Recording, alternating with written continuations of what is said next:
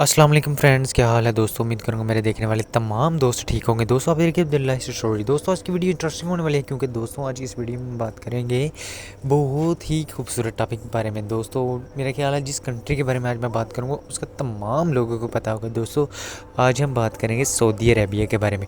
दोस्तों सऊदी अरब एक ऐसा मुल्क और एक ऐसा शहर जिसमें तकरीबन मेरा ख्याल है 35% जो है पाकिस्तानी वहाँ आबाद हैं। दोस्तों एक अरब ममालिक है, एक इस्लामिक कंट्री है।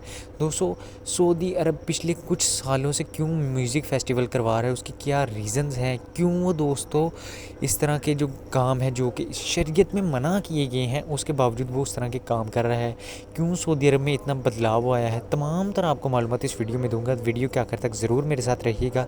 दोस्तों सऊदी अरेबिया में तकरीबन सन 2013 में उसके बाद एक बहरान आया था उनके ऊपर, जिसको कहा जाता है कि कता साली वो आई थी, और जिसमें दोस्तों सऊदी अरब की जो इकानमी थी जिसका डिपेंड सिर्फ़ और सिर्फ तेल में था। दोस्तों सन 1938 में जब सऊदी अरब में तेल को दरामद किया गया तो दोस्तों उसके बाद सऊदी अरब में आज तक तकरीबन 70% जो तेल है वो सऊदी अरब से ही फराहम किया जाता है। दोस्तों सऊदी अरब के एक मशहूर बहुत ही अमीर शख्स ने कहा था कि मेरे दादा गधा चलाते थे, मेरा बाप जो था वो मर्सिडीज़ चलाता, मैं लैम्बोर्गिनी चलाता, और अब मुझे लगता है कि मेरा बेटा जो है वो भी गधा चलाएगा, क्योंकि दोस्तों सऊदी अरब को अब खतरा है कि उसकी जो इकानमी है वो ज़्यादातर तेल के ऊपर इंसार करती है। और दोस्तों सऊदी अरब का प्लान है कि उसकी इकानमी तेल के अलावा और भी उसके काफ़ी सारे इनकम ऑफ सोर्स हों, ताकि सऊदी अरब में जो है उन जो कंट्रीज़ हैं उनको दोस्तों उनके साथ दोस्तों वो अच्छे ताल्लुकात बना सके और पावरफुल खुद को बना सके। दोस्तों इसके अलावा सऊदी अरब में अब बहुत सारे ऐसे काम हो रहे हैं जिनमें दोस्तों काफ़ी उनको बजट भी आ रहा है, यानी पैसा बहुत ज़्यादा बढ़ रहा है, मिलियंस ऑफ डॉलर दोस्तों उनको मिल रहे हैं।